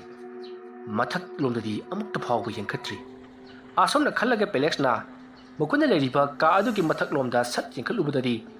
musin muna karigumba ama matum dasallaga ka adugi nakthada khinduna leiribadu uri madu ubuda Pelex swai lawi lehau amadi Thoibi do munna yengi lehau ki khani khanduna mahak wa adudi haidoktri masidagi di lehau to sinduna hai tumnaba tawrasi kanganga se phajana yepselu asomna hairaga kangkhalado yepsinuna ba tawri matam aduda lehau amadi Thoibi di kangkhal manungda changkhri Pelex di kangkhal wangbada kangkhal yepsinduna leiri matam adu lehauna nangsu manungda changlo hairi matam aduda Pelex na ngaikho nabani sida leiramuko ai khujule khamata thaduk lomge asomna hairaga Pelex yumadugi chakhang lomda gam abdu lai asomna mahana yumadugi chakhum lomda gam laklaga karai da khujule kham leibano haiduna koithi thiri asuma thirakpada chakhumgi mataida leiriba kot adugi mataida thiatuna leiribadu urakpadagi mado khara lauraga maikhet ama paiduna parap amuk lakli asomna mahana laklingai matam maduta lehauna yamna kana laukhibagi makhola matai khonjal adu tabada Pelex mafam madu tana chengsilakli aduna mahana chensilakpada lehau to sor thabet honduna tumduna leiriba Thoibi bu chijet kwasinduna leirami adumna leirambadu ta Pelex chensilatuna kaidoroke haiduna hangi matam madu lehauna Pelex ta khudom bi thilli mathaklomda matam madu Pelex na lehauna khudom bi mathaklomda thingkat badu da mahak su khangli mana ngasai ukhibato lehau su ure haibasi masidagi di Pelex na ai tawge Kujula Kamse Talaga Tansiku. Asomna Hiraga, Kujula Kamado, Mai Tadori. Asona Kujula Kamado, Mai Tarakpadagidi, Mapam Adwaidam, Namtiba Manama Namlaki, Kujula Kam Tabagi Manamadu Nataba, Atupa Manama Namlaki. Asona Manamato Namlabagi Tungta, Mapamada Ladiba, Lyric Amadi, Piron Punamag, Sahum Naina, Karigum Amano Humdoki Matogumna, Humba Hori. Asona Taramlaga, Nosinal Ladybug Kagi Tongado, Kanagum Amana, Pakairaga Kibagum, Yamna Kana Pakairaga, Sahumama Paitoki. Madam Aduda Pelexna, His Karino Hujikidudi. Tungasisu, Bonati Pakaira Medana. On Tung the Kankraba, Laimunini. Asomna Kalaga Mahana, Paiba Kujula Kamado, Mahaki Kar the Gate Torlaga, Yumatugi Akwebada Asum, Mahana, Kujula Kamado, Hira Haraduna Lakli, Maiku Singatuna Yumatugi Akwebado, Bungo Ngori, Adobu Mahana, Kujula Kamado Asum Tatu Lakbadadi, and in Tosana Mahina Lady Badum Dadi, Yaholamdri. Asomna Manning Maya Punama Kujula Kamado, Tadroko Matamaduda. Mutu Muram Kangana, Yungi, Manning Maya Lady Uwa Punama, Sorot Nipa Amati, Gurung Chimbaki Makula Chimakayama Taki. Asoma Tauduna, Pelex, Kujule Kam Tadopa Lurabagitunda, Imunda Mukchangakli. Asomna, Imungatanga Bagitunda, Pelex, Pamunda Kakatuna, Tungkri. Sondana Kamdori, Nasai, Thoibi Isinda, Irakna Handuna, had another Toromba, Mukuiga, Yanadaba. Nupa aduna amaiba amatana rubagi tungda amaiba aduna torokpa thaba khudima ngasidi thoibi da amata sangdre maramdi ngasai amaiba aduna thoibi bu tuman khibuna maram moiraga matam aduta thoibi na yumudagi thonok thaba aduta thoibi gi mahuta mahaki mapa oina khujul kham paiduna yumado wokthokpa tholokpa aduta makhoi gi imungda phattanaba tawriba nipa adudi ngakpada loiri aduga sauningmulasu loiri Masidagi Maha Kudaduta, Mahaki, Matiang Pangliba, Mahana Tau Habita Tauriba, Amaiba Aduki Mayum Doina Mashamak Lakli, Numidang Aduta, Mahana Lakbaduda Amaiba Duna, Kaidori Haiduna Hani, Maruda Nupa Aduna, Wazana Ingo the Sanabi Besibukarino, how you power with the Toibido, Tolaki, Mahaki Mapa with the Tolai, Tauri Besibukarino, Haiduna, Amaiba Aduda Saidi, Matamaduda Amaiba Duna, Fare Fare, Makoina, Amaiba Tanaduna, I let Tauriba Mahipuna Mahumaya Labanina. I ngasidi aroibi tharage asumna hairaga amaiba aduna lewa mantra kaya sonduna mahaki posem lewa adu mapanga kankanabagi damakta puja tawba horakli asumna mai hogatuna sindur angangba kaya saisin saisinduna mai hogulakpa aduta somda thoibido makeup khangthok thurakli mahana makeup thorakpadadi pelex amadi lehaw nuana tumdur lerami masidigi thoibi ado phamungdagi kumtharakli kumthariba adusu mawunga matani mahaga to Pelex amati lehaw mukui anibu kanduna paiduna kumthakli bani asuma lebai da hek tabaga mahak yum adudagi thorakli asuna mahagna yum adudagi sumagrom da hek kumthakhibaga yum adugi nakanda hauriba upambi amata khongduna leiriba kwak adu uri madu ubuda thoibina kwak aduda yamna munna yengi asumna jenglambadagi mahagna kwak aduda kudombi thinuna mahaki manakta laknaba kaushalli Asuma Tobuda Quacto, Paitokina Bahonai, Adubungamdi, Masa Kapna, Asumasum, Tubiki Manata, Sanctilekli, Qua Aduna, Hona Hona Kongduna, Paitokina Payana Kana Honabasu, Upayamata Leramdi, Asumasum Sanctilapana, Tubiki Makuta Takri, Masidegi Tobina, Qua Ado, Sagai to the Sabahor E. Asumna, Tobina, Qua Ado, Sagai to Saringai, Somda, Pelex Amadile Hausu, Masanupi Ledam the Baduta, Swai Larduna. Those like Amma Piduna Central Podadi, Makogi Yungi Nakanda, Haudiba, who Aduki Makonda, Toibina, Karigumbama Saribado, Tengnabadegi, those like Capsuluri, Aduna, those like Capsulu Baduta, those like Mangal Adu Toibina, Quack Ado Sagai and Saribu Ubada. Lehow Amadi Pelex, Karunanga Toribu Hadina Tobi Manata Sensely. Matamadu Tobi, Hogatuna, Sankinabatowi, Adubu Pelecta Song Selectuna, Tobiki Makwanga Yan Cree. Asumna Makwanga Kolaga, Tankatuna Tami. Thoibido, Prang Gauri, Asum the Gaurabu Pelexna, Thoibibu Sunta Haduklamdi. Asuma Torambadegi, Pelexna, Masidi Yaroi, Amaibaduki Manaka Purasimama, Haidakladuna, Hauditi, Lehau, Pelex, Amadi Thoibi, Makoi Ohum Puna, Amaiba, Sayungi Manaka, Lakli. Asomda Kamdori, Amaiba Sayon, Mahak Matayam the Saba with the Wadi, Mark Matumta Kanzi. Aine Yum Madu Yang Sinabagida Makta Takiba. Quack Adusu Haji Pop Lakti Mahapu Yaibi Manglam Lagadra. Ay Muktabu Ying Asum the Kalaga Mahana ꯃꯅꯥꯛꯇ ꯂꯩꯔꯤꯕ ꯁꯦꯡꯖꯦꯡꯒꯤ ꯄꯨꯈꯝ ꯑꯗꯨꯗ ꯏꯁꯤꯡ ꯈꯔ ꯍꯩꯗꯣꯛꯇꯨꯅ ꯌꯦꯡꯂꯛꯄꯗꯗꯤ ꯊꯣꯏꯕꯤꯅ ꯀ꯭ꯋꯥꯛ ꯑꯗꯣ ꯁꯦꯒꯥꯏꯗꯨꯅ ꯆꯥꯕꯗꯣ ꯃꯍꯥꯛꯅ ꯎꯔꯦ꯫ ꯃꯗꯨ ꯎꯕꯗꯒꯤꯗꯤ ꯑꯃꯥꯏꯕ ꯑꯗꯨꯅ ꯍꯤꯁ ꯀꯔꯤꯅꯣ ꯁꯤꯗꯤ? ꯑꯩꯅ ꯉꯁꯥꯏ ꯃꯍꯥꯛꯄꯨ ꯁꯨꯝꯅꯅꯕ ꯇꯧꯔꯝꯕꯗꯨ ꯀꯔꯤꯃꯠꯇ ꯀꯥꯟꯅꯗ꯭ꯔꯕ? ꯃꯍꯥꯛꯄꯨ ꯍꯧꯗꯣꯛꯂꯤꯕꯁꯤ ꯑꯁꯣꯝꯗꯒꯤ ꯄꯣꯠꯁꯦꯝ ꯂꯩꯋꯥ ꯇꯧꯔꯤꯕ ꯑꯃꯥꯏꯕ ꯑꯗꯨꯅ ꯁꯣꯏꯗꯅ ꯑꯣꯏꯔꯝꯒꯅꯤ꯫ ꯃꯤꯒꯤ ꯐꯠꯇꯅꯕ ꯇꯧꯔꯤꯕ, ꯃꯤꯒꯤ ꯅꯨꯡꯁꯤ ꯆꯥꯟꯅꯅ ꯂꯩꯔꯤꯕ ꯏꯃꯨꯡ ꯑꯃꯕꯨ ꯊꯨꯒꯥꯏꯅꯕ ꯁꯤꯜꯂꯤꯕ ꯃꯈꯣꯏ ꯄꯨꯝꯅꯃꯛ ꯉꯁꯤꯗꯤ ꯂꯦꯝꯅ ꯑꯃꯇ ꯊꯥꯔꯔꯣꯏ꯫ ꯑꯃꯥꯏꯕ ꯁꯥꯌꯣꯟꯅ ꯑꯩꯍꯥꯛꯀꯤ ꯏꯇꯤꯛ ꯈꯪꯂꯝꯂꯒꯦ ꯈꯟꯒꯅꯤꯗꯣ꯫ ꯑꯁꯣꯝꯅ ꯈꯜꯂꯒ ꯃꯍꯥꯛꯅ ꯂꯩꯋꯥ ꯃꯟꯇ꯭ꯔ ꯁꯣꯟꯒꯦ ꯍꯥꯏꯗꯨꯅ ꯇꯧꯔꯤꯉꯩ ꯊꯣꯡꯒꯥꯜꯂꯣꯝꯗ ꯄꯦꯂꯦꯛꯁꯅ ꯑꯣꯖꯥ ꯃꯥꯏꯕ ꯍꯥꯏꯗꯨꯅ ꯀꯧꯗꯨꯅ ꯆꯦꯟꯁꯤꯜꯂꯛꯂꯤꯕꯗꯣ ꯃꯍꯥꯛꯅ ꯇꯥꯔꯤ꯫ ꯈꯣꯟꯖꯦꯜ ꯑꯗꯨ ꯇꯥꯕꯗ ꯁꯥꯌꯣꯟꯅ ꯃꯈꯣꯏꯗꯤ ꯑꯩꯒꯤ ꯌꯨꯝ ꯇꯝꯅ ꯂꯥꯛꯅ ꯃꯥꯜꯂꯦꯗꯅ, ꯑꯃꯨꯛꯇ ꯊꯣꯛꯂꯨꯈꯤꯒꯦ꯫ ꯑꯁꯣꯝꯅ ꯈꯜꯂꯒ ꯃꯍꯥꯛ ꯁꯨꯃꯥꯡꯂꯣꯝꯗ ꯄꯔꯞ ꯊꯣꯛꯂꯛꯂꯤ꯫ ꯃꯇꯝ ꯑꯗꯨꯗ ꯄꯦꯂꯦꯛꯁꯅ ꯊꯣꯏꯕꯤꯕꯨ ꯌꯥꯝꯅ ꯀꯟꯅ ꯐꯥꯖꯤꯟꯗꯨꯅ ꯂꯩꯔꯤꯕꯗꯣ ꯎꯔꯦ꯫ ꯃꯗꯨ ꯎꯕꯗ ꯑꯃꯥꯏꯕ ꯑꯗꯨꯅ ꯃꯁꯤꯗꯤ ꯃꯈꯣꯏꯅ ꯑꯍꯤꯡ ꯑꯁꯤꯃꯛꯇꯗ ꯊꯕꯛꯁꯤꯡ ꯑꯗꯨ ꯄꯥꯡꯊꯣꯛꯂꯒꯦ ꯍꯥꯏꯗꯨꯅ ꯇꯧꯔꯦꯗꯅ꯫ ꯌꯥꯔꯦ ꯑꯩ ꯊꯣꯏꯕꯤꯗꯣ ꯊꯥꯗꯣꯛꯎ꯫ ꯑꯁꯣꯝꯅ ꯍꯥꯏꯔꯒ ꯃꯍꯥꯛꯅ ꯂꯩꯋꯥ ꯈꯔ ꯁꯣꯟꯗꯨꯅ ꯃꯐꯝ ꯑꯗꯨꯋꯥꯏꯗ ꯃꯍꯥꯛꯅ ꯍꯪꯒꯥꯝ ꯃꯔꯨ ꯈꯔ ꯆꯥꯏꯊꯣꯛꯈꯤ꯫ ꯑꯁꯣꯝꯅ ꯆꯥꯏꯊꯣꯛꯂꯕꯒꯤ ꯇꯨꯡꯗ ꯑꯃꯥꯏꯕ ꯑꯗꯨꯅ ꯍꯥꯏꯔꯛꯂꯕꯒꯤ ꯃꯇꯨꯡꯏꯟꯅ ꯊꯣꯏꯕꯤꯗꯣ ꯄꯦꯂꯦꯛꯁꯅ ꯇꯞꯅ ꯊꯥꯗꯣꯛꯇꯨꯅ ꯂꯩꯃꯥꯏꯗ ꯊꯝꯃꯤ꯫ ꯃꯇꯝ ꯑꯗꯨꯗ ꯊꯣꯏꯕꯤꯅ ꯆꯦꯟꯈꯤꯅꯕ ꯍꯣꯠꯅꯩ, ꯑꯗꯨꯕꯨ ꯃꯍꯥꯛ ꯍꯪꯒꯥꯝ ꯃꯔꯨꯁꯤꯡ ꯑꯗꯨꯗ ꯅꯦꯠꯂꯨꯕꯗꯒꯤ ꯃꯈꯣꯡ ꯑꯗꯣ ꯐꯔꯪ ꯆꯣꯡꯗꯨꯅ ꯖꯒꯥ ꯑꯃꯗ ꯆꯨꯝꯗ꯭ꯔꯤꯡ ꯂꯦꯞꯇꯨꯅ ꯂꯩꯔꯤ꯫ ꯃꯇꯝ ꯑꯗꯨꯗ ꯑꯃꯥꯏꯕ ꯁꯥꯌꯣꯟꯅ ꯅꯪꯁꯤ ꯑꯩꯅ ꯃꯁꯛ ꯃꯨꯟꯅ ꯈꯪꯏ꯫ ꯀꯔꯤꯒꯤꯗꯃꯛꯇ ꯅꯍꯥꯛꯄꯨ ꯐꯠꯇ꯭ꯔꯕ ꯃꯤꯑꯣꯏꯁꯤꯡꯅ ꯍꯥꯏꯕꯗ ꯌꯥꯔꯤꯕꯅꯣ? ꯑꯩꯅ ꯍꯥꯏꯕ ꯑꯃꯨꯛ ꯌꯥꯒꯗꯕꯅꯤ, ꯅꯠꯇ꯭ꯔꯕꯗꯤ ꯅꯍꯥꯛ ꯃꯐꯝ ꯑꯁꯤꯗ ꯑꯗꯨꯃꯛ ꯑꯩꯅ ꯅꯝꯁꯤꯟꯗꯨꯅ ꯊꯝꯒꯗꯧꯔꯤꯕꯅꯤ꯫ ꯋꯥꯐꯝ ꯑꯗꯨꯗ ꯊꯣꯏꯕꯤꯗꯣ ꯍꯧꯅ ꯅꯣꯛꯂꯒ ꯀꯔꯤꯁꯨ ꯂꯩꯇꯕ ꯑꯃꯥꯏꯕ ꯅꯪꯅ ꯑꯩꯉꯣꯟꯗ ꯙꯝꯀꯥ ꯇꯧꯗꯨꯅ ꯀꯤꯍꯜꯂꯤꯕ? ꯑꯁꯣꯝꯅ ꯍꯥꯏꯔꯒ ꯃꯍꯥꯛ ꯍꯧꯅ ꯅꯣꯛꯂꯤ꯫ ꯃꯇꯝ ꯑꯗꯨꯗ ꯑꯃꯥꯏꯕ ꯁꯥꯌꯣꯟꯅ ꯃꯁꯤ ꯑꯩꯉꯣꯟꯗꯒ ꯎꯁꯤꯠꯇꯕꯒ ꯇꯧꯏ, ꯈꯪꯒꯅꯤꯗꯅ ꯅꯪ꯫ ꯑꯁꯣꯝꯅ ꯍꯥꯏꯔꯒ ꯃꯍꯥꯛꯅ ꯄꯥꯏꯔꯤꯕ ꯍꯪꯒꯥꯝ ꯃꯔꯨꯗꯣ ꯑꯃꯨꯛꯀꯁꯨ ꯆꯥꯏꯁꯤꯜꯂꯛꯏ꯫ ꯑꯗꯨꯝꯅ ꯇꯧꯔꯛꯄꯗꯨꯗ ꯊꯣꯏꯕꯤꯗꯣ ꯌꯥꯝꯅ ꯀꯟꯅ ꯂꯥꯎꯗꯨꯅ ꯀꯞꯂꯤ꯫ ꯃꯇꯝ ꯑꯗꯨꯗ ꯊꯣꯏꯕꯤꯗꯣ ꯏꯈꯪ ꯈꯪꯍꯧꯗꯅ ꯃꯌꯥꯒꯗꯣ ꯍꯤꯒꯠꯂꯒ ꯑꯃꯥꯏꯕ ꯑꯗꯨꯒꯤ ꯃꯅꯥꯛꯇꯝꯅ ꯆꯦꯟꯁꯤꯜꯂꯛꯏ꯫ ꯍꯪꯒꯥꯝ ꯃꯔꯨꯁꯤꯡ ꯑꯗꯨꯗ ꯅꯦꯠꯂꯕꯁꯨ ꯂꯥꯎꯔꯗꯨꯅ ꯈꯥꯡꯖꯤꯜꯂꯒ ꯑꯃꯥꯏꯕ ꯑꯗꯨꯗꯕꯨ ꯁꯦꯒꯥꯏꯗꯨꯅ ꯍꯥꯠꯂꯒꯦ ꯃꯇꯥꯒꯨꯝ ꯆꯦꯟꯁꯤꯜꯂꯛꯄꯗꯨꯗ ꯑꯃꯥꯏꯕ ꯑꯗꯨꯅ ꯄꯤꯛꯂꯤꯕ ꯊꯣꯏꯕꯤꯒꯤ ꯃꯀꯣꯛ ꯑꯗꯨꯒ ꯄꯥꯟꯅꯅ ꯃꯈꯨꯠ ꯑꯅꯤꯅ ꯄꯥꯏꯁꯤꯟꯈ꯭ꯔꯤ꯫ ꯃꯀꯣꯛ ꯑꯗꯨꯗ ꯃꯍꯥꯛꯅ ꯄꯥꯏꯁꯤꯟꯈꯤꯕ ꯑꯗꯨꯗ ꯊꯣꯏꯕꯤꯒꯤ ꯃꯈꯨꯠ ꯃꯆꯥ ꯑꯗꯨꯅ ꯑꯃꯥꯏꯕ ꯑꯗꯨꯗ ꯈꯣꯔꯣ ꯈꯣꯠꯂꯤ, ꯑꯗꯨꯕꯨ ꯀꯔꯤꯁꯨ ꯀꯥꯟꯅꯔꯝꯗꯦ꯫ ꯃꯄꯥꯡꯒꯜ ꯁꯣꯟꯕ ꯑꯣꯏꯕꯅꯤꯅ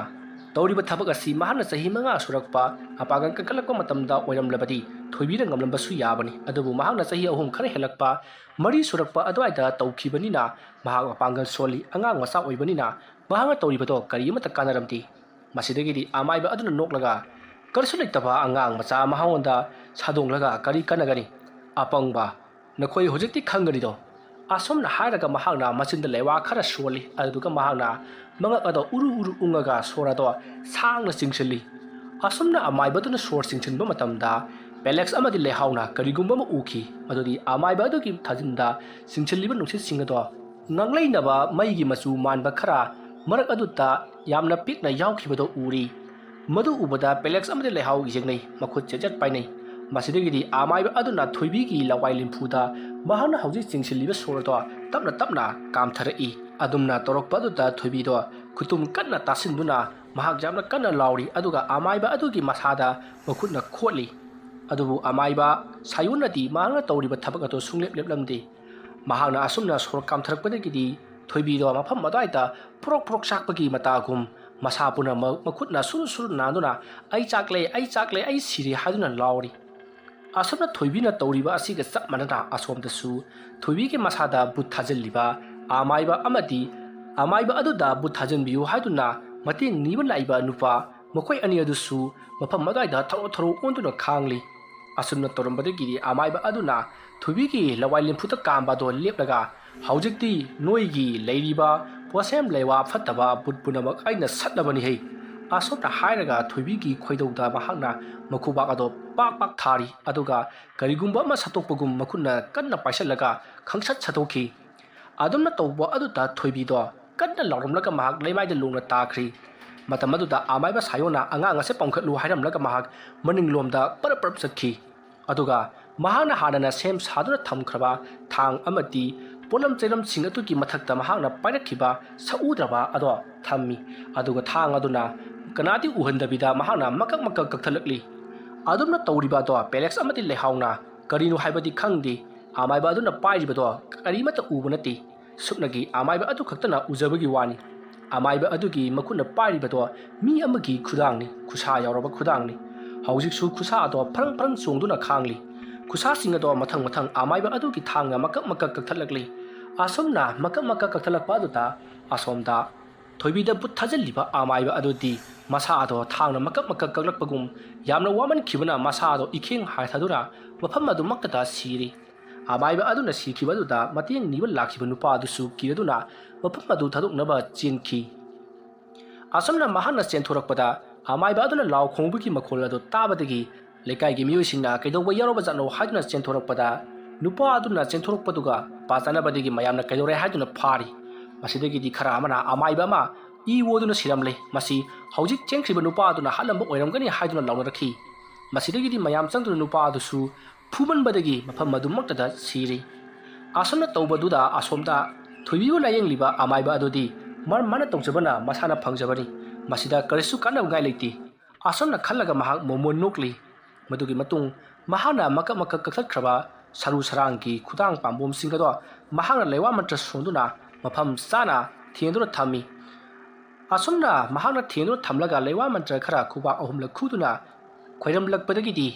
हौजी हौजी मकक मकक कक्खरबा पोचिंगदो लोइनमक मांख्री अदुगा अमुबु मैखु चबुल लम ओइना ओंथोरकलै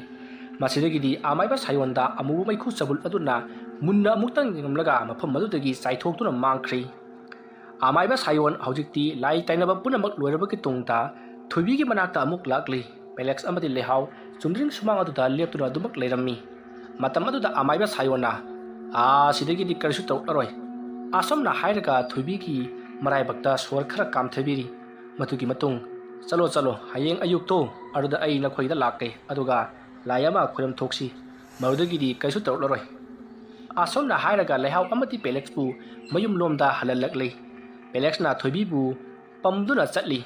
आसमना मखोय अहुमना चटखिबदो आमाइबा सायोना मोमोन नोक्तुना येंगुना लेजहौरी आसमना तौदुना मतम मदो हौख्रे मथंगी अयुक्ता आमाइबा सायोन लेहाव पेलेक्स मखोय अनिगी मयुमदा लाक्ली मतम अदुदा थोइबिदी हौजिक फावबा तुमली हाइदुना पेलेक्सना थोइबिगी मनाक्ता आमाइबा अदुबु कौशल्ली मतम अदुदा आमाइबा अदुना थोइबिगी मसादा लेवा तिलवा खरा सोंदुना लेवा मंत्र खरा तौरबगी तुंगदा महाकु मिकप थोहल्ली अदुबु थोइबिदी ngahan makai mana tawkhriba do amata ningchingdabagum mahaki mama mapa phawpa masak khangdabagum tawri matam atuda sayona Alexa sidagi ri angang sei puk tangari ba angang amagum tawkhragadabani maram aduna nakoina khara takpi tambiba tare ko che lekhai tawsi asumna amaiba aduna hairabagi tungda sangadaba polam cheram amadi tawgudaba niyom punamak taklei asumna lai khoiramba lekhai tawrubagi tungda हौजिक्ति आमाइबा अदुना लेहाव अमति पेलेक्सदा नखोय मफम मसिदा यामना कुइना लेथरगनु अदुना हिंखोलसे युनथोकपरा पिथोकपरा अमा तौरगा नखोय अतोपा अमदा लेरो मखाताना फत्तबा कया अमसु तौरखिदौरी हाइदुना वारी सरामनबगी तुंगदा आमाइबा दो चटख्री मसिदगिदि पेलेक्सना यामना खुंगलै थुना नुमित अदुदगी Icahn कनदना ममानबा अमदा मफम अदो योनथोखी आसुमना तौदुना मफम अदो योनथोकलमलबगी तुंगदा हौजिक्ति मफम अमदा यामना चावल lump अमा लेदुना लेहाव पेलेक्स अमदि Thoibi फजरबा yum अमदा मखोय नुंगाइना पुंसी लेनखी अदुगा मीगी मरन मथुम पाम्बा फत्रबा मियोइसिंग अदुबुना हौजिक्ति मखोयसु अवाफमदा तादुना मसा ओइना सिजखी वारी असि मतंग असिदा लुसिनजरी वारी असि पाथोकजबा मतमदा सोइखि लानखिबा रान ओहै यावरबसु ताबिरिबा पुनमकना पुक्चल चावना ngakpigani mayambu aroibada amuka hana khurumjari